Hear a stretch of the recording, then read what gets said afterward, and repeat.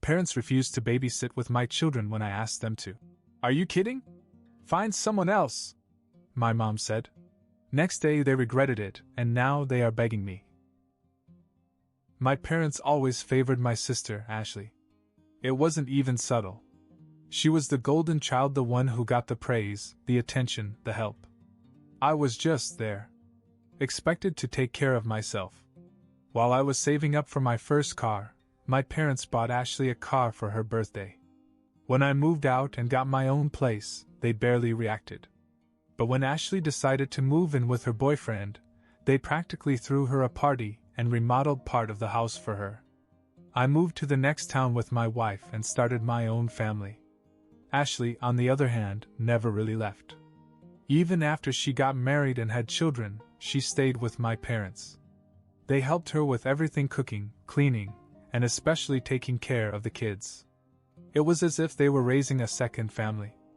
Meanwhile, my children were treated like distant relatives. Visits were always awkward. My parents never asked about my children's school or activities. Their refrigerator was covered with Ashley's kids' drawings, while mine weren't even acknowledged. Christmas and birthdays were the worst. My kids got a few basic gifts, while Ashley's kids were showered with expensive presents. Still, I helped them financially. My parents weren't wealthy, and when Ashley decided she finally wanted her own place, they came to me. They needed money for renovations to make it perfect for her and her family. I had already given them $13,000. They never even thanked me. It was just expected. Then came the breaking point. My wife and I wanted to take a short vacation. Nothing crazy, just a long weekend, some time to breathe, to relax. We hadn't had a real break in years. So I went to my parents and asked if they could watch our kids for a few days. The reaction was immediate. Are you kidding? Find someone else, my mom snapped before I could even finish. My dad barely looked up from his phone. I stood there stunned. What? Mom sighed, already acting like I was being difficult. We only watch the kids when it's important, Daniel. You and your wife just want to relax. That's not a good enough reason for us to bother. I let out a short laugh. Not a good enough reason? You watch Ashley's kids all the time. That's different, my dad muttered. How? Mom crossed her arms. Because she needs us. I shook my head. Ashley and her husband go out every weekend. She needs to go clubbing? That's not the point, Dad said. Then what is the point? I asked. Because from where I'm standing, it looks like all you care about is her kids. Mom waved her hand dismissively. Ashley lives here. We're in her life every day.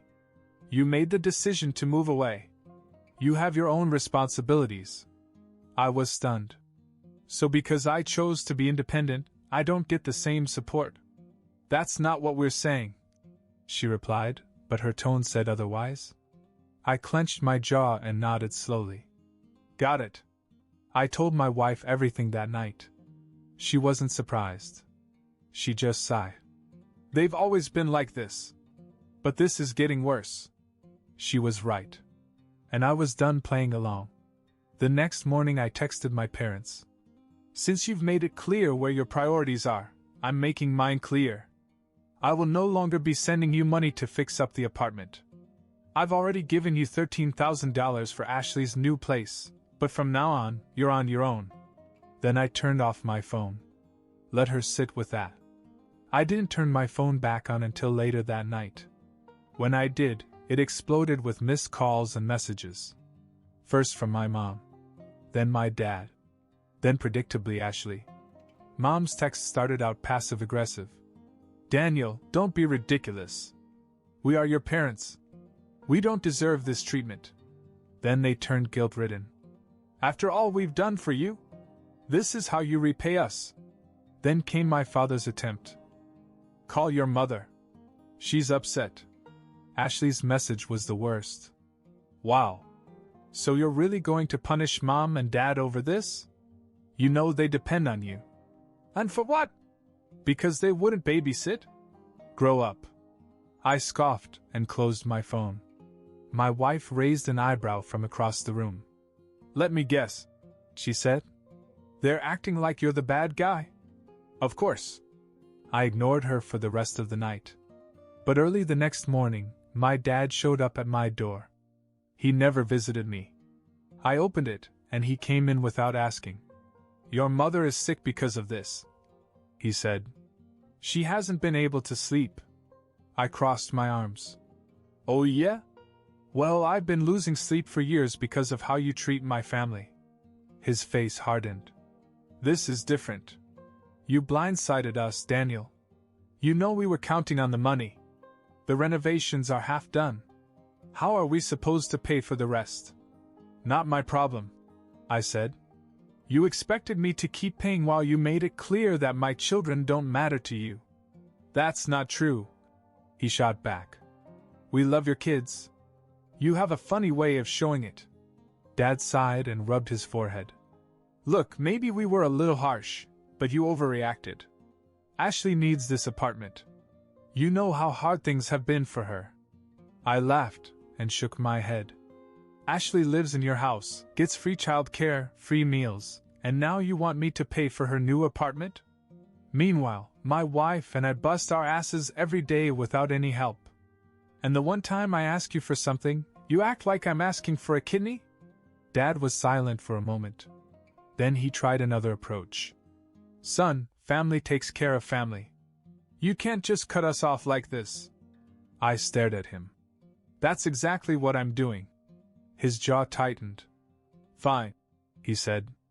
"But don't come crying to us when you need help." I almost laughed in his face. "When did I ever come to you for help?" He had no answer. He just turned and walked out the door. An hour later, my mother called again. This time I answered. Her voice was shaky, as if she'd been crying. "Daniel, please. Your father shouldn't have come. He was upset. We don't want to argue with you." I waited. I knew there was more. "You know we love you," she went on. "And your children. We want to be a part of their lives. You've had a chance to prove that," I said. "Honey, can't we work this out? Maybe we can work something out. We just need a little more help with the renovations and then things can get back to normal." There it was. The real reason for the phone call. I exhaled slowly. "Mom, normal is me being treated like I don't matter while you do everything for Ashley. I'm done with that. And I'm done paying for it." She sniffled. "So you're really going to let us fight?" I felt a surge of anger. "You've made me feel like a second-class son my whole life. And now you expect me to rescue you?" She didn't answer. "Good luck with the renovations," I said and hung up. I thought that was the end of it. I was wrong. I thought my parents would back off after that conversation. Maybe they'd be mad, maybe they'd pout, but I thought they'd get the message. Instead, they doubled down. The next day, I got a phone call from an unknown number. I don't usually answer them, but for some reason, I picked up. "Daniel," a voice said. "It's your Uncle Mike." I hadn't talked to my dad's brother in years. We were never close. He lived a few states away and only came around for the holidays when we were kids. I had no idea why he was calling me now. Hey," he sighed. "Listen, I just got off the phone with your mom. She's hysterical. Your dad is furious. They say you're refusing to help them and that you're abandoning the family." I almost laughed. "Oh, so they conveniently left out the part about treating my children like second-class grandchildren?" "Daniel, I don't know all the details," he said. "But they're struggling. They told me the renovations are only half done, and now they don't know how they're going to finish." "Not my problem," I said. There was a pause. Then he lowered his voice. "Look, between you and me, I think you're being unreasonable. I know how you've always favored Ashley. It's been obvious for years. But this will ruin your relationship with them." "That relationship was already ruined," I said. He sighed. "All right. I just thought I'd try. But Daniel, be careful. Your parents are desperate right now. Desperate people do stupid things." That stayed with me. The next morning, my wife shook me awake, phone in hand. "Daniel," she said, her voice tense. "Your parents just posted something on Facebook." I sat up and grabbed the phone. Right there, in big, dramatic text, was a post from my mom. "After all we've done for our children, it's heartbreaking when one of them turns his back on us in our time of need. We raised our children with love, but sometimes, no matter how much you give, they still abandon you. It's a sad day when a family chooses money over blood." And underneath? A flood of comments from family and friends offering support. "You don't deserve this. Some kids are just ungrateful. After all the sacrifices you've made, I'm so sorry." Ashley, of course, had also commented, "I wish I could help more, Mom and Dad. But I know things will work out. Love you." I could feel my blood boiling. Unbelievable. I had barely processed it when my phone rang. It was my aunt, my mother's sister. The second I answered, she was furious. "Daniel, what the hell is going on? Your mom makes it sound like you've completely abandoned her. But I know there's more to it than that." I exhaled. Finally, someone who didn't blindly take her side. So I told her everything. The favoritism. The babysitting. The money. The fact that I had already given them $13,000 and they were expecting more. She was silent for a moment. Then she sighed. "I knew they favored Ashley, but I didn't know it was this bad. Look, do what you have to do. But I'll tell you this, your mother is trying to get the whole family to turn against you. Let her try," I said. What I didn't expect was how quickly things would escalate. That night I got a text from my bank. A fraud alert. Someone had tried to take $5,000 out of my account. My heart stopped. I logged on immediately. The transaction had been flagged, so it didn't go through. But the account it was associated with, my parents' names were on it. They had tried to take my money. My hand shook as I stared at the screen. My parents had actually tried to steal from me. I called the bank immediately. After checking everything, the representative confirmed that someone had tried to withdraw $5,000 from my account using an old joint savings account I had set up years ago when I was in college. At the time, I had added my parents' names in case of an emergency. I had completely forgotten it even existed. The good news? The bank flagged it as suspicious and blocked the transfer. The bad news? My parents were clearly hoping I wouldn't notice. I hung up and turned to my wife. "They tried to take $5,000 from me." Her jaw dropped. "Are you serious?" "Dead serious." I picked up my phone and called my mom. She picked up on the second ring, as if she'd been waiting for me to call. "Daniel," she began, her voice sweet and calm, as if nothing had happened.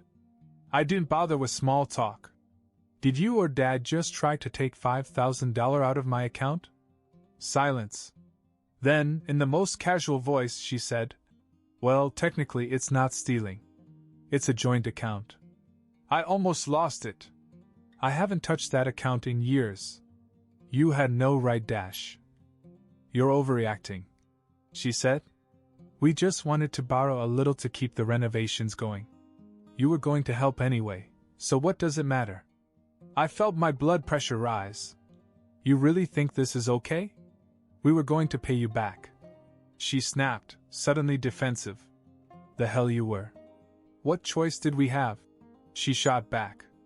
"You got us into this situation, Daniel. You created this whole mess. If you had just helped like we asked, none of this would have happened." I almost laughed. The audacity was unreal. You chose to favor Ashley your entire life. You chose to treat my children like they didn't matter. And now you're trying to steal from me because I finally set a boundary? That's on you." She scoffed. "You're being dramatic." I was done. "Let me be clear," I said. "If you or Dad ever tried to take money from me again, I'm pressing charges. And since you want to pretend I don't exist, consider it mutual. We're done." I hung up. Within minutes, my phone exploded with messages. More guilt. More manipulation. Then a text from Ashley. "Wow. You're really turning your back on your own parents? You're heartless. I didn't reply. Instead, I went straight to the bank, removed my parents from the old account, and transferred every last dollar out of it. Then I made sure they had no access to any of my finances. I thought that would be the end of it. I was wrong. Again. Because 2 days later, I got a call from a lawyer. My parents were threatening to sue me. I stared down at my phone in disbelief. A lawyer? They were actually going to sue me? I answered, pulling myself together. The voice on the other end was professional but firm. Mr. Daniels, I'm calling on behalf of your parents, Richard and Linda Daniels. They have informed me that you have made a verbal agreement to provide financial assistance for the renovation of their home, and they are prepared to take legal action to collect the balance. I almost laughed. Are you serious? The lawyer didn't respond. They claim that you promised to pay for all the renovations, and that your refusal to continue payments has caused them significant financial hardship. I couldn't believe what I was hearing. I gave them $13,000 out of generosity. That was never a contract. They think otherwise, the lawyer said softly, and they're prepared to take this to court. I exhaled sharply. All right, let me make this easy for you. Tell them to go ahead and sue. I'll be happy to take all the receipts to court, including the attempted theft of my account. Oh, and while we're at it, I'll let the whole family know about this little incident. Silence. Then the lawyer cleared his throat. I see. I'll pass on your message. I hung up, furious. My parents had lost their minds. They were so desperate for money that they were willing to drag me into court for nothing. I wasn't going to wait around to see what stunt they were going to try next. So I made a decision. I went public. That night, I took a deep breath and posted everything on Facebook. I didn't just respond to their passive-aggressive post. I laid it all out. How my parents had always favored Ashley and ignored my children. How I had already given them $13,000 for renovations. How they had tried to steal $5,000 from my bank account. And finally, how they were now trying to sue me because I refused to continue paying for Ashley's new apartment. I ended it with, Mom, Dad, since you like to make things public, here you go. If anyone wants to call me selfish, I'd love to hear how I'm wrong for not letting my parents bleed me dry while treating my kids like they don't matter. Good luck with the lawsuit. Then I hit send. The reaction was immediate. Relatives began calling out my parents. Family members who had always stayed neutral were furious. My and my mother's own sister left a comment saying she was disgusted by their behavior. Then, the biggest shock, Ashley's own husband texted me. Hey man, can we talk? I think I've been blind to a lot of things and I need to clear some things up. I never expected him to reach out to me. But clearly things were about to get even messier. I stared at the message from Ashley's husband, Tyler. We had never been close. He had always gone along with whatever Ashley and my parents wanted. So why was he reaching out now? I called him, and he answered immediately. Look, man, he started. I had no idea your parents were trying to sue you. Ashley just told me, and He hesitated. I feel like an idiot. For what?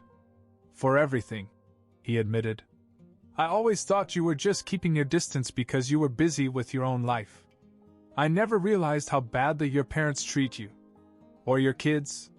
But after that Facebook post, I started putting things together. And now I'm wondering, how much of our lives have they controlled? That caught me off guard. What do you mean? He exhaled. Ashley and I have always relied on them.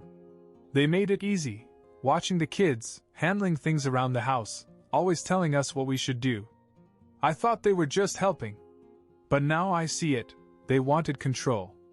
And I let them have it. I could hear the frustration in his voice.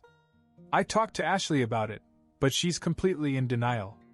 She thinks you're overreacting, that you'll eventually give in like always. I clenched my jaw. That's not happening. Yeah, I figured. And honestly, I don't blame you.